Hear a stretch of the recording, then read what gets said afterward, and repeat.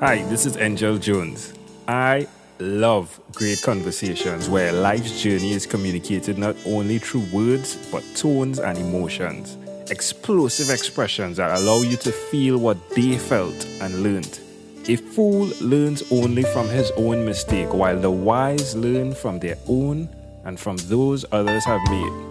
Thanks for being here with us.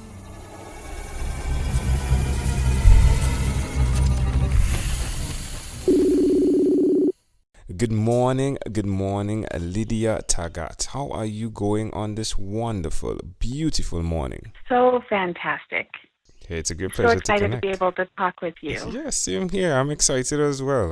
We're getting it done, right? Which is important. Yes. Yeah. I love that. So tell me, Lydia, which of your talents is responsible for us meeting? I would say it's more of a gift of faith. Hmm. I have been able to have my experiences and pull me through, and the faith that I've had to be able to get through them has given me the experiences and contacts of people who led me to be able to meet you. Interesting. So, who did you learn or should I say, who did you get? Who did you get the gift of faith from?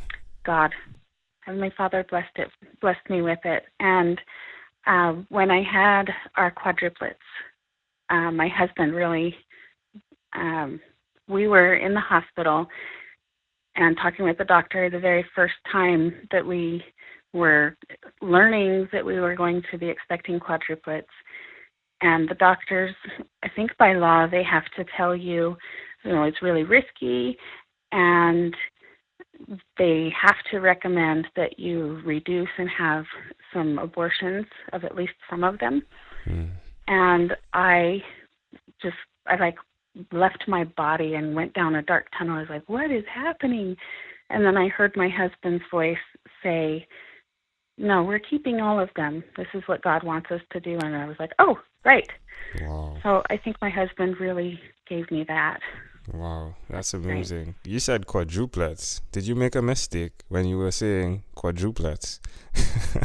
No. Wow. So we have 6 children altogether. 2 were born one at a time, and then the rest were all together. Wow, that's amazing. Wow. Congratulations. How old are they now? Thank you. They are 11. My oldest is 15. Wow. And we have a 13-year-old. Wow, that is amazing. Wow. So why will you continue to repeat using faith in your life? Oh, because miracles happen when you have faith. That was a miracle that I needed some more miracles to help deal with. That's amazing. Share with me then one other thing that you've done consistently over the past 3 years, please. I've been thinking about this a lot because I know you ask everybody this question. And I don't think I can't even say that I've prayed every night or every day for the last 3 years. But I know that I've always told my husband and my children that I love them every single day, unless they were at scout camp or something. Every day. We've never gone to bed with anybody mad at anybody else in the family. Wow. Yeah. That's amazing. How does that make you feel? It makes me feel really confident and special. Like, so many people have a hard time, giving couch trips, or they just need time to cool off. And we've had a lot of days, I wouldn't say a lot, but we've had some days that were really long, waiting for us to figure out how to not be mad at each other and not going to bed until 4 a.m. or something because we had to clear up. But I think that's been really important and strengthened our relationship enough to deal with all of our miracles that we get. But to be able to listen and communicate with each other well enough to go to bed peaceful at night every day. Mm-hmm. Why would you suggest someone do that? Well, I think that if you go to bed angry, you might cool off and be able to talk in a more calm way. But if we're arguing or something and we have a cool off time, that doesn't mean that we have to go sleep on it. I mean, we can take a break and still say we love each other and go to bed happy with each other before the end of the day. But if we let it go and sleep on it, then it just gets buried and ignored and forgotten instead of dealt with. It's amazing. And then so foundations are built on these things, right? And it's really not advisable to build a foundation on something that is there, because then at some point it will surface, right? Yes. That's amazing.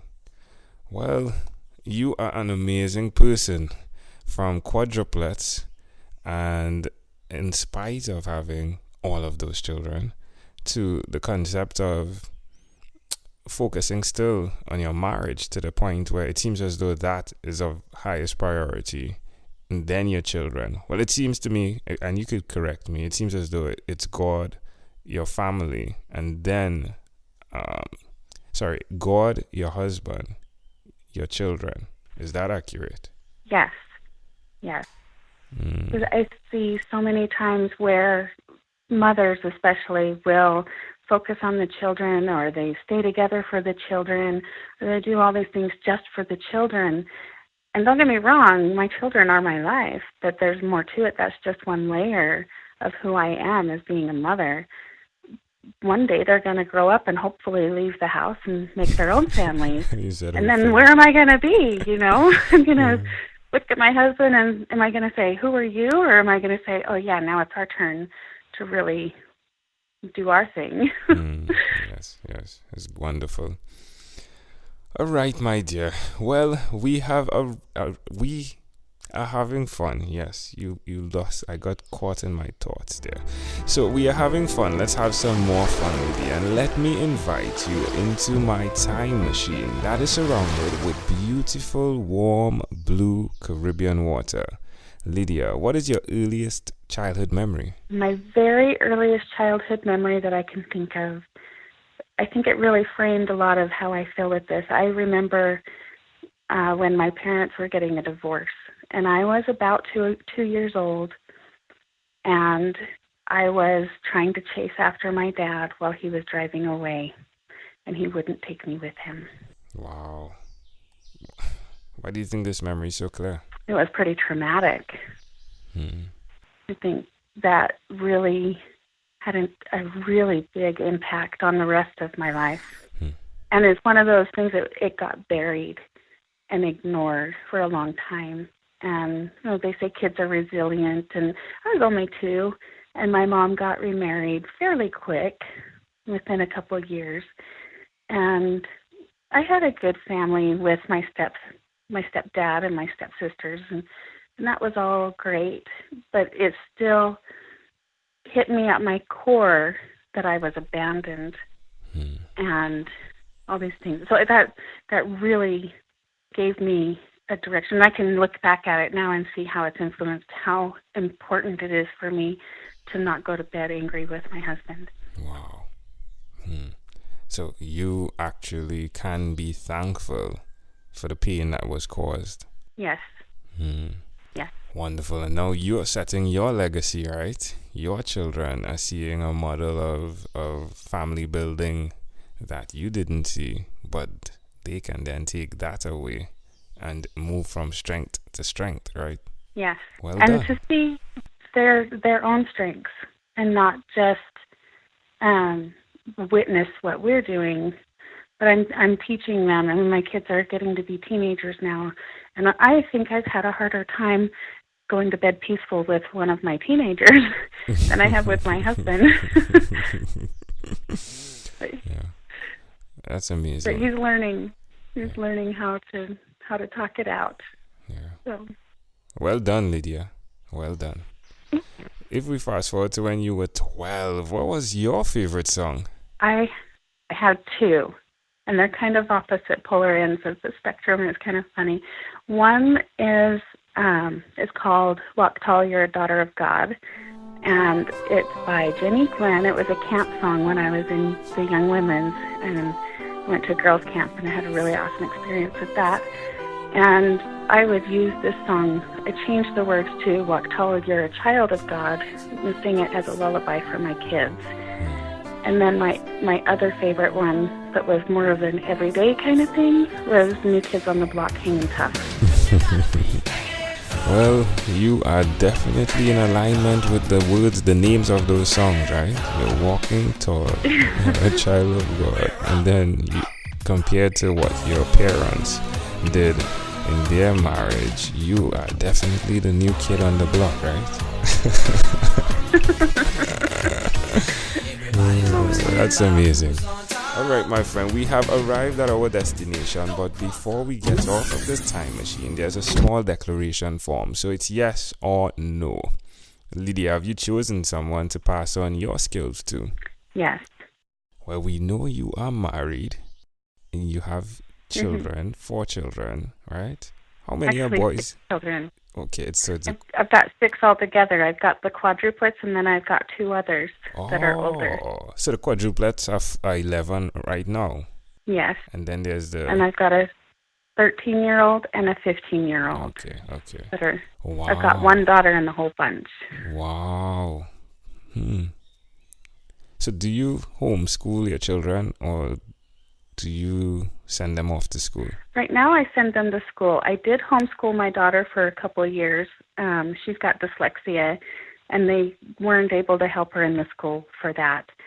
And one year, the boys are all really advanced learners, and she could tell that she didn't know how to read. And so one year she asked Santa to make her smarter for Christmas. So I took her home and homeschooled her for 2 years, and she now is one of the best readers in her class. Wow. But it was hard for her socially, so she's pretty excited to go back. Wow, that's amazing. Wow, you are an amazing woman, Lydia. You are, right? Wow. Thank you. Do you believe in God? Yes, I do. Do you have an inner circle of friends? Yes. Do you watch TV for more than 3 hours a day? No. How about 3 hours a week? I can't even say I do that. Wow. I don't think I do. What about... We'll watch a movie maybe once a month, or once a week. Okay. And what about screen time, the phone and or the computer? Is it more than 8 hours a day or less than 8 hours a day? I do a lot of work on the computer, so it would be less than 8 hours, but probably more than 5 altogether, if we include texting and everything. All right. Lydia, this was a great pleasure. This was a great pleasure. Before you leave, is there anything you'd like to share with our amazing audience? Yes. There's this concept of differences make us have problems. But I like to think that it's like Legos, where we're all kind of the same building block, different colors and everything, but we're all the same shape. We're all human.